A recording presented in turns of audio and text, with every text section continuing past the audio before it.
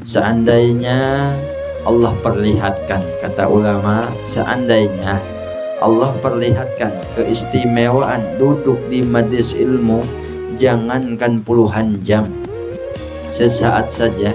Seandainya diperlihatkan, niscaya umat Nabi Muhammad sallallahu alaihi wasallam akan hadir ke majelis ilmu berbondong-bondong, bahkan ngantri mereka ke majelisnya ilmu. Seandainya Allah tampakkan keistimewaan, keutamaan orang-orang yang mau hadir di majelis ilmunya Allah subhanahu wa ta'ala.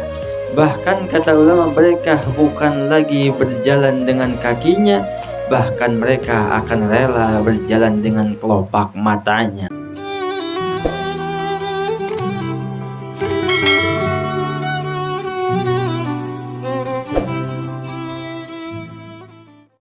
Alhamdulillahirabbil alamin, wassalatu wassalamu ala asyrafil anbiya'i wal mursalin wa ala alihi wa sahbihi ajmain. Alhamdulillah, susunan acara telah kita selesaikan daripada tawassul, pembacaan zikir, pembacaan salawat kepada Nabi Muhammad sallallahu alaihi wasallam.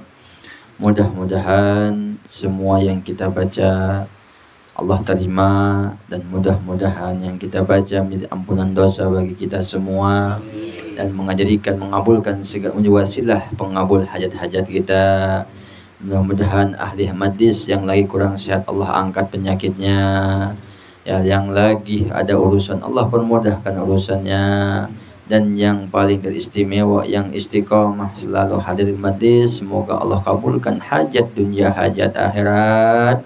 Ya maut husnul khatimah bi khairin wa lutfin wa afiyah bi jahi khairil bariyah Nabi Muhammad sallallahu alaihi wasallam. Amin ya rabbal alamin. Hadirin jamaah rahimakumullah, beruntung kita walaupun posisi diguyur hujan masih istiqomah hadir ke majelis ilmu.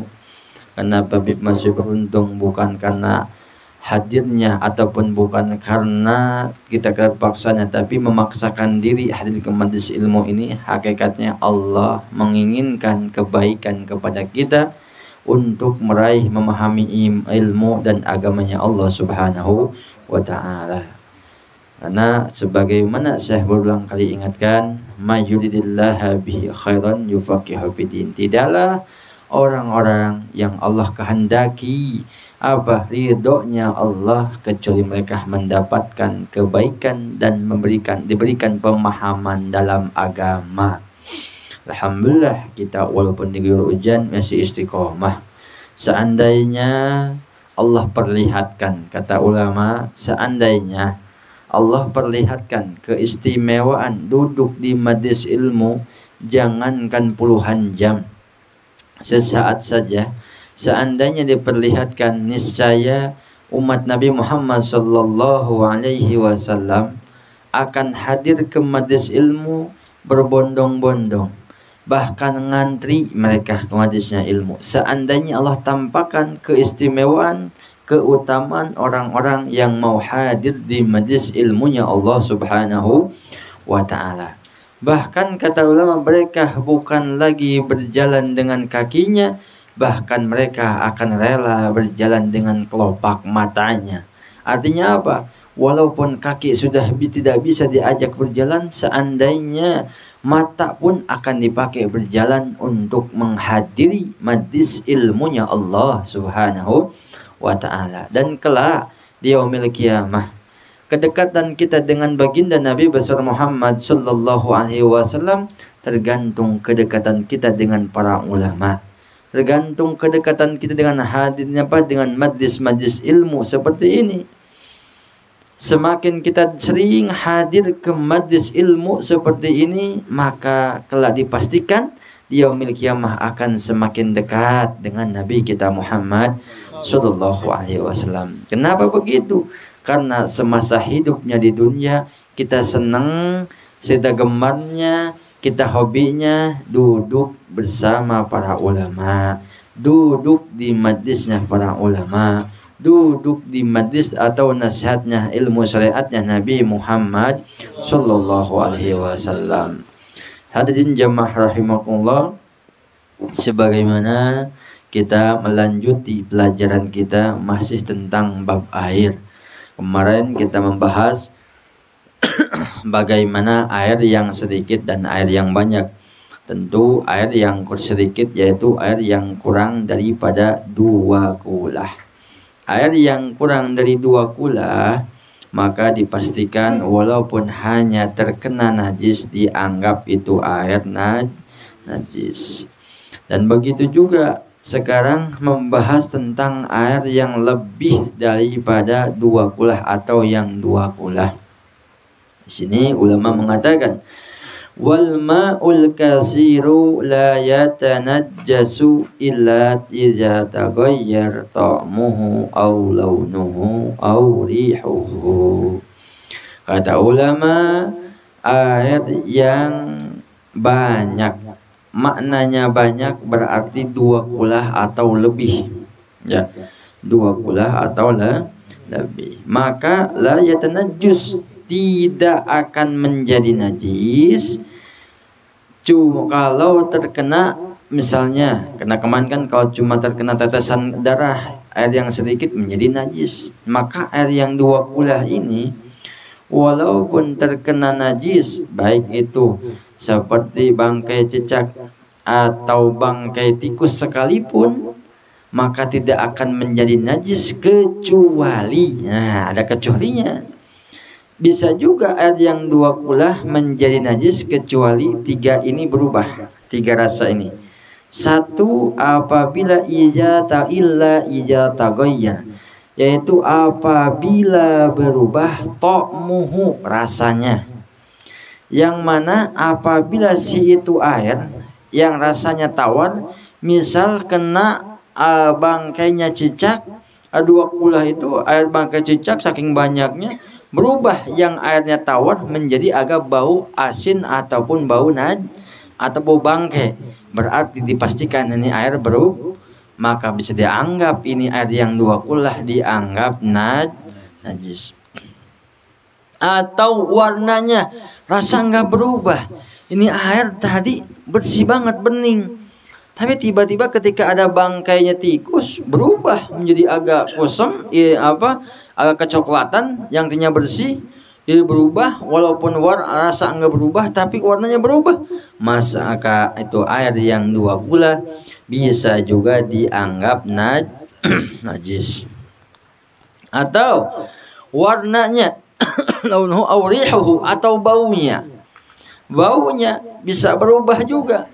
Yang tadinya nggak ada bau, ini air yang 2 kulah ini nggak ada bau, tapi tiba-tiba karena kejatuhan bangkai menjadi bau, maka itu juga bisa dianggap menjadi najis. Jadi 3 rasa ini kalau berubah, maka itu air yang 2 kulah akan menjadi najis. Tapi di sini ulama mengatakan wa hukmul ati wa an yaqa'a fil ma'il kasir najis mawaqaban lahu bisifati sayati ta'mu launuhu wa kana qalbul munqati' ra'iha bi asli sifat. Jadi ini air juga akan berubah nanti setiap dengan dengan bi asyad sifat, dengan sifatnya. Artinya apa? Kalau memang betul-betul itu air berubah sifatnya semua, maka bisa dianggap najis. Kalau enggak, maka tidak dianggap najis. Di sini air itu terbagi macam-macam. Ya, masya Allah. Ini air nanti ada yang air yang berubah secara hissan, ada juga yang secara takdiran, atau biasanya termasuk air yang mustamal. Min hunna yadharul qismu tsani min aqsamil ma' min hasil istimal wa huwa ma'ut tahir wa tahir bin nafsi ghairu mutahhir li ghairi. Nanti ada air yang suci tapi tidak mensucikan. Nah, ini hukumnya apa? Suci dia digunakan seperti apa? Minum, makan, atau dipakai masak air, boleh saja nih air. Tapi ini air tidak boleh digunakan untuk bersuci. Maka sebutnya tahir fi nafsi ghairu mutahhir li ghairi. Dia suci untuk diri sendiri, dimakan, diminum, seperti dibuat bikin kopi itu boleh. apalagi dipakai minum boleh, dimasak pun boleh, tapi nggak bisa digunakan untuk menghilangkan innahu la yarfa'u bihi hadas wa la yanjalu bihi najas. Dia tidak mengangkat najis dan juga tidak menghilangkan najis, tidak menghilangkan kotoran dan tidak menghilangkan najis. Tapi suci dipakai seperti apa? Air kopi. Suci kan dia, diminum boleh. Air kopi boleh diminum, tapi nggak boleh si air kopi itu digunakan untuk berwudu. Maka ada air yang suci tidak mensucikan, yaitu apa? Tahir ghairu mutlaq, tahir bi nafsi ghairu mutlaq fi ghairihi, yaitu seperti air kopi, air susu, air apa teh, air seperti sirap, ya, air kelapa, banyak lah.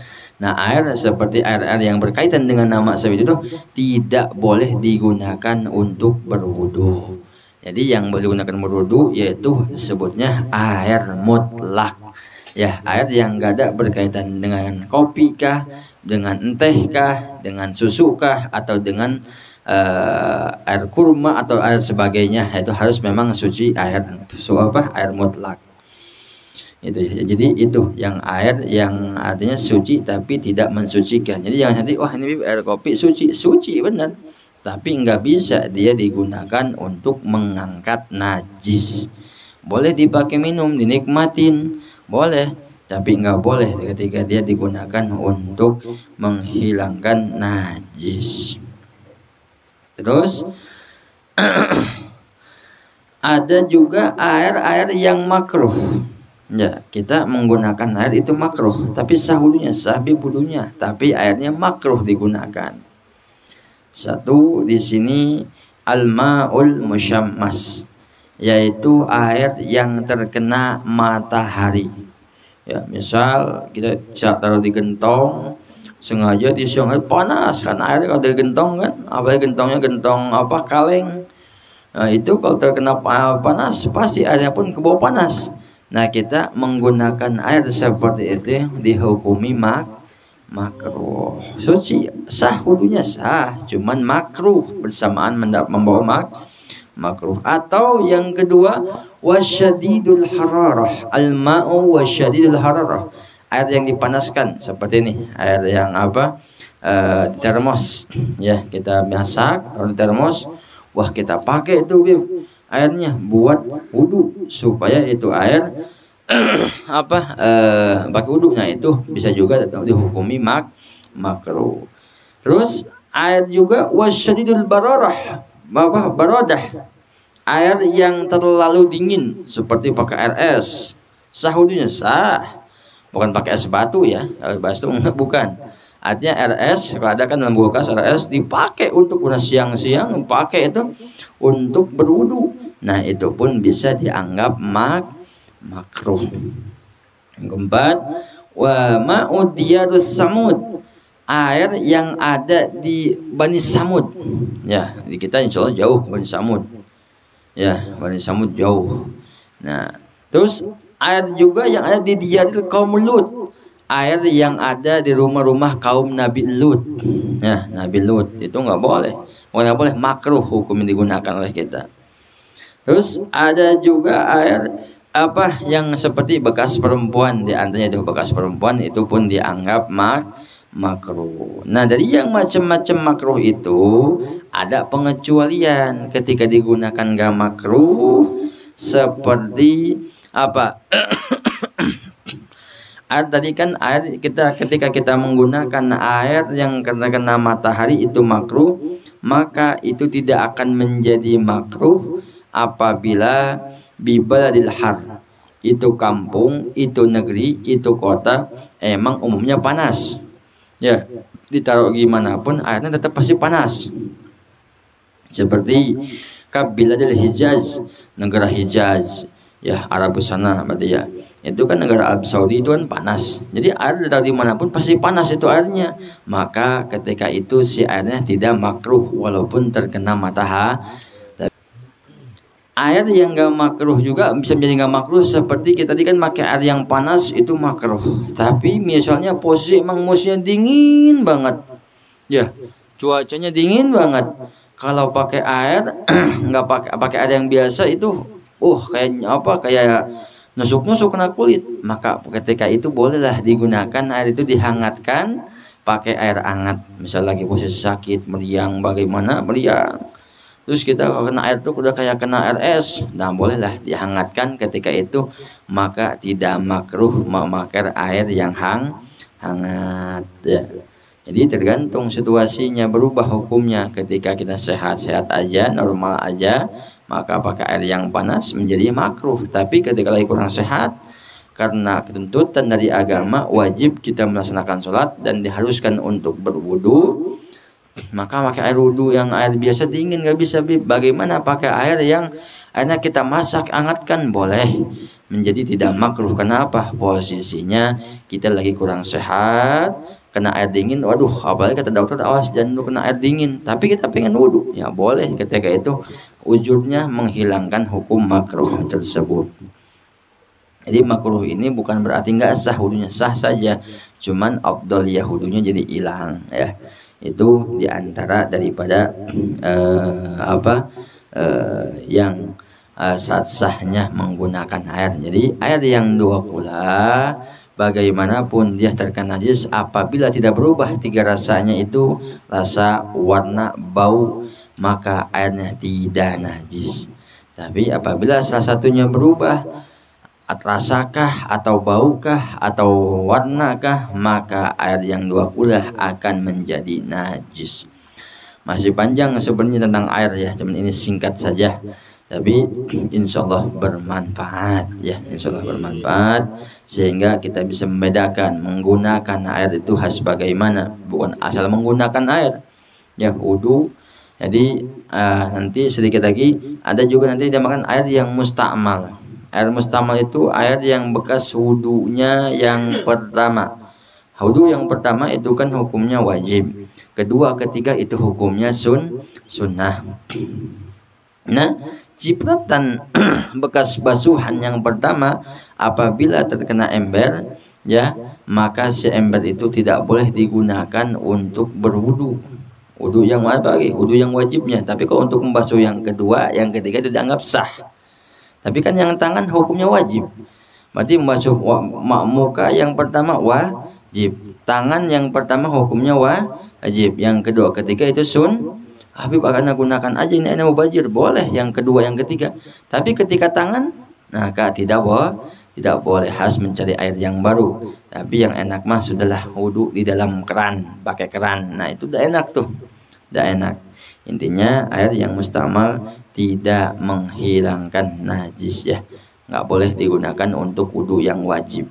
Nah itu daripada singkat daripada tentang bab air. Insyaallah minggu depan kita masuk kepada pasal mujibatul ghusli lisittah ya, wajibnya mandi ada 6. Nanti apa aja akan kita kupas dalam kitab Ghayatul Muna Sarah kitab Safinatun Najah. Mudah-mudahan kita tidak keluar dari majelis ini melainkan mendapat ridha Allah Subhanahu wa taala, mendapat syafaat Nabi Muhammad sallallahu alaihi wasallam, dan mudah-mudahan semua hajat kita Allah kabulkan, segala urusan kita Allah mudahkan. Yang lagi dagang Allah lancarkan dagangannya, berkahkan dagangannya, lancarkan segala urusannya, dilancarkan dagangannya, dibanyakan pelanggannya, amin ya rabbal alamin. Dan mudah-mudahan kita pun yang lagi usaha apapun, bisnis apapun, kerja apapun, Allah berkahkan usaha kita dalam ridhonya Allah Subhanahu wa taala,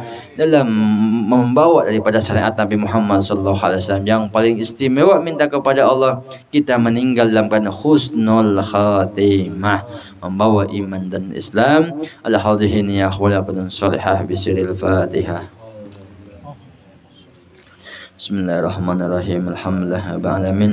Arrahmanir rahim. Maliki yaumiddin. Iyyaka na'budu wa iyyaka nasta'in. Ihdinas siratal mustaqim. Siratal ladzina an'amta 'alaihim ghairil maghdubi 'alaihim waladdallin. Amin.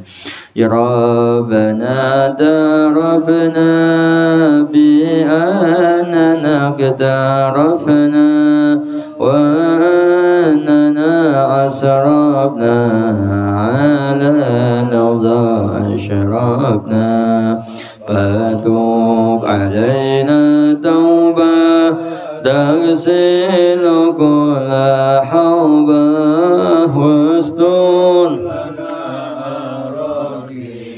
وآمني روآتي وقبل والدينا ربي ومولودنا والأهل والإخوان وسائر الخلان وقول ذي محبة أو جيرة أو صحبة والمسلمين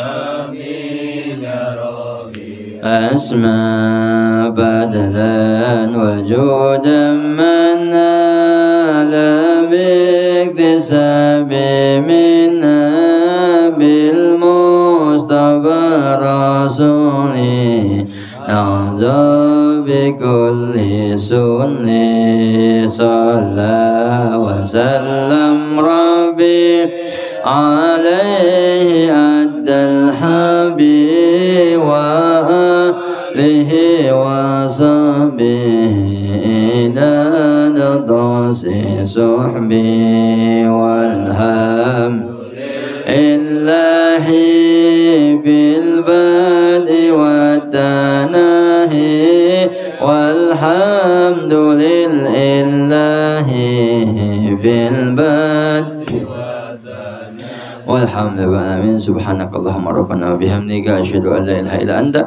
أستغفرك وأتوب إليك. الحمد لله رب العالمين. والسلام عليكم ورحمة الله وبركاته.